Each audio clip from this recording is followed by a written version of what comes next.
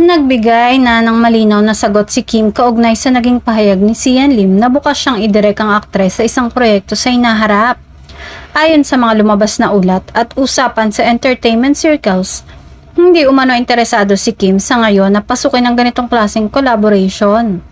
Sa ilang panayam, ibinahagi na mas nais muna ni Kim na tutukan ng kasalukuyan niyang direksyon sa karera at ang mga proyektong nakaline up para sa kanya. Bagamat wala daw personal na alitan, aminado ang aktres na hindi pa ito ang tamang panahon para tanggapin ang alok at idirek siya ni Sian.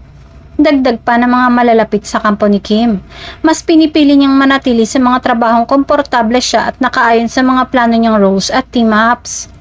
Sa ngayon, nakafocus umano siya sa mga proyekto na mas akma sa kanyang kasalukuyang image at growth bilang artista. Samantala, nauna nang nagpahayag si Sian Lim na bukas siya sa posibilidad na muling makatrabaho si Kim sa pagkakataong ito bilang isang direktor.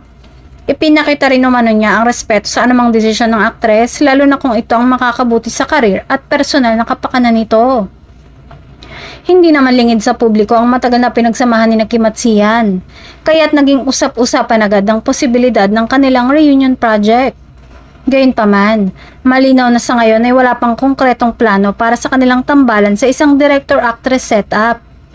Sa kabila nito, nananatiling bukas ang maraming tagahanga sa ideya na balang araw ay mag-cruise muli ang kanilang landas sa trabaho. Sa showbiz kung saan mabilis magbago ang takbo ng mga proyekto, posible pa ring mangyari ang isang collaboration kung magtatagpo ang tamang timing, konsepto at desisyon ng magkabilang panig.